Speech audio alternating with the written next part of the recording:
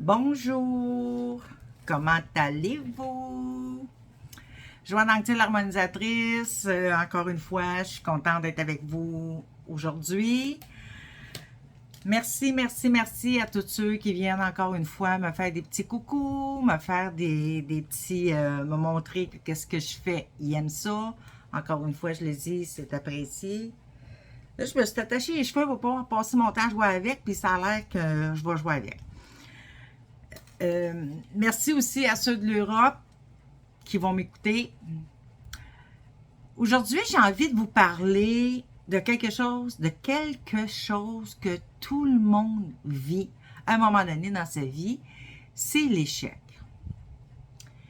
Comment passer à travers un échec? Comment se relever d'un échec? Que ce soit professionnel, que ce soit sentimental, amical, un échec, c'est toujours douloureux. Pourquoi? Parce que la société, encore une fois, fait qu'on ne doit pas échouer.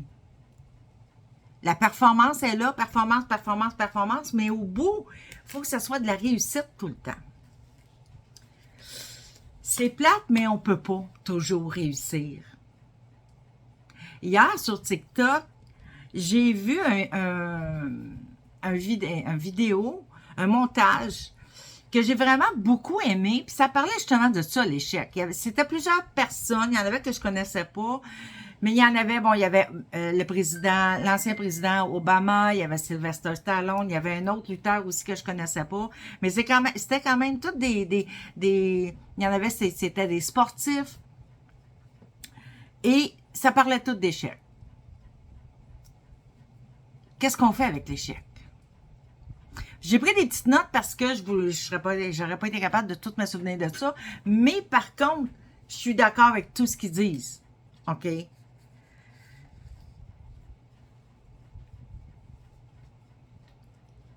Une des choses, une des premières choses dans la vidéo, c'est on va tous échouer à un moment donné dans notre vie, puis ça, il faut l'accepter. Parce que l'échec fait partie de nos leçons. On va apprendre d'un échec. On va apprendre d'une réussite aussi. Mais la leçon n'est pas pareille. Un échec, on va apprendre de cet échec-là. On ne fera pas deux fois. À moins que si on le refait, bien là, il ne faut pas s'attendre à avoir autre chose qu'un échec au bout de la ligne. Mais généralement, un échec, on va apprendre de son échec et on va passer à autre chose. Ou on va, pas qu'on va passer à autre chose, mais on va l'essayer autrement, ce qu'on veut faire. OK? Parce que ça fait partie, l'échec fait partie du processus l'apprentissage, d'apprendre. Ça fait aussi partie du processus de la réussite. Un autre, c'est un lutteur, lui, un grand lutteur qui est aussi acteur maintenant. Lui, il disait, tu as deux choix quand tu as un échec. Tu restes à terre ou tu te relèves. Tu restes à terre, tu passes à d'autres choses, tu te relèves, tu recommences. Tu changes ta manière d'agir, tu changes ta manière de faire face à la chose, au problème ou à la problématique ou à ce que tu vas entreprendre et tu avances. Okay? Sylvester Stallone, ben, qui est un lutteur, on le connaît très bien avec toutes les Rocky qui ont été faites et tous les films d'action qui ont été faits. Puis je vais vraiment le dire comme il le dit, puis après ça, moi, je vais vous l'interpréter un peu à ma manière à moi. Ce n'est pas d'être un bon cogneur qui compte. L'important, c'est de se faire cogner et de aller de l'avant quand même et de pouvoir encaisser sans jamais flancher. C'est comme ça qu'on gagne. Lui, c'est un discours de boxeur. Mais moi, je vais vous dire, c'est pratiquement les mêmes choses. Chaque coup qu'on va manger dans notre vie qui nous amène à un échec, si on abandonne, c'est ça, c'est ces coups-là qui nous rendent plus forts. C'est les difficultés qu'on rencontre, les obstacles, si on peut dire, qu'on rencontre, nos leçons de vie, c'est ça qui fait qu'on va avancer. Sans se laisser abattre. Tout le temps, je veux dire toujours. Oui, c'est sûr que sur le coup, on peut être abattu, puis qu'on peut trouver ça rough, mais c'est de se relever et de dire, regarde, OK, cette manière-là n'est pas bonne pour moi, parfait, m'en prendre un autre. L'ancien président Obama lui disait, vous ne pouvez pas laisser vos échecs définir la personne que vous êtes. Puis je suis entièrement d'accord avec ça. C'est pas parce que tu as... Si on prend, mettons, les étudiants ou les personnes qui sont aux études, c'est pas parce que tu as échoué à un examen que tu n'es pas bon. Ça veut juste dire que tu n'as pas compris la matière comme il faut, c'est tout.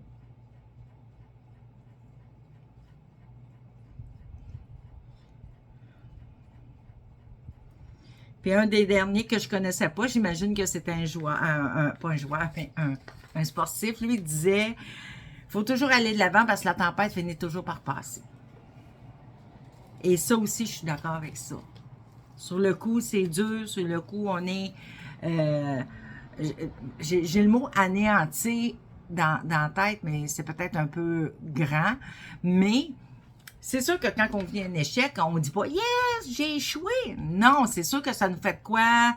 Ça nous démoralise un peu. Mais ce qu'il faut retenir, c'est dire qu'on va se relever, puis je vais recommencer, puis je vais aller au bout la persévérance, c'est là qui est important, puis la confiance en soi. Parce que souvent, il y a beaucoup de personnes, aussitôt qui subissent un échec, perdent confiance en eux. On voit ça beaucoup, je vois ça beaucoup, je vois ça beaucoup sur des clients, mais je vois ça aussi beaucoup chez les jeunes, puis je trouve ça plate. Parce que la société, c'est tout le temps dans la performance, Moi, j'ai 2 petits-fils, 2 ans de différence, 10 ans, 12 ans, puis ils sont beaucoup dans, c'est des gars, dans la compétition. Mais c'est ça depuis toujours, puis moi, depuis toujours, je leur dis, on compétitionne pas entre deux frères, là. On compétitionne pas, ça donne rien de compétitionner, OK? On s'entend que dans la course, c'était pas mon plus jeune qui gagnait, là. C'était mon plus grand. C'était normal. Plus grande jambe, va plus vite. Il y a plus de dextérité, c'est sûr. Fait que les enfants sont portés à dire « Ah, ben je suis pas bon, ben j'ai pas gagné », mais ils voient pas la... Mon plus jeune ne voyait pas la différence avec son frère qui était plus grand, là. OK? Mais aujourd'hui, la société, c'est ça. C'est qu'il faut performer, mais il faut réussir. Quelqu'un qui réussit pas, c'est un loser. Mais pourtant, non. Il y a tellement de... Tous les grands inventeurs, là, ils n'ont pas réussi à la première fois, là, leur affaire, là. C'est qu'ils ont réussi. Si on prend les frères Wright qui ont fait les premiers aviateurs, ils se sont plantés souvent avec leurs affaires, là, avant qu'ils finissent par en faire voler un pour vrai. Mais si ça serait découragé, là, on n'aurait pas d'avion aujourd'hui. S'ils auraient laissé tomber après la première ou deuxième ou troisième échec, on n'aurait pas d'avion aujourd'hui, là. Parce que c'est vraiment eux les pionniers là-dedans, là. Après ça, il y en a eu plein qui ont suivi, mais c'est quand même les frères Wright qui ont parti l'aviation. Puis ils se sont pété le nez souvent, là. Ils se sont relevés. Il y a une chose qui a passé à un moment donné sur Internet, je me souviens pas c'est quel inventaire. Je crois que c'est Edison, mais je suis pas certaine. Ce que ça comptait, c'est que à l'école, au primaire, OK, on s'entend, c'est Edison, là. Edison est venu au monde en 1847, puis il est mort en 1931, fait que c'est loin. Le professeur l'a renvoyé chez eux avec une lettre en disant à sa mère de le garder chez eux parce qu'il était trop idiot, il était pas capable de rien lui apprendre. Il apprendrait jamais rien parce qu'il était trop, nous, on va dire, niaiseux. OK? C'est sûr que le petit garçon, il voulait savoir ce qu'il y avait dans la lettre. Sa mère, au lieu de dire ce que le professeur a dit, lui, elle a dit que le professeur lui disait de garder son fils chez eux parce qu'il était trop intelligent que le professeur ne voyait pas ce qu'il pouvait lui apprendre. Et à ce moment-là, c'est elle qui l'a éduqué à la maison.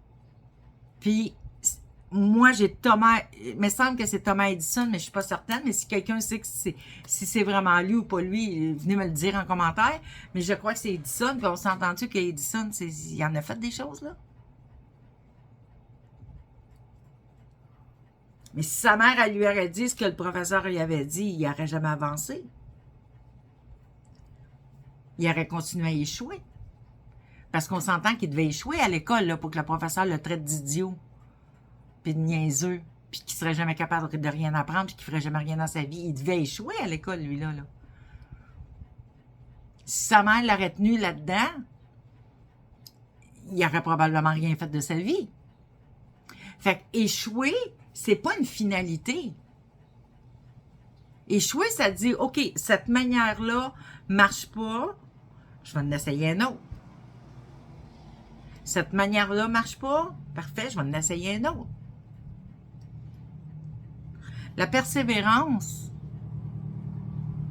c'est pas quelque chose comment je pourrais dire, c'est quelque chose qui s'apprend, la persévérance. Il faut le vouloir.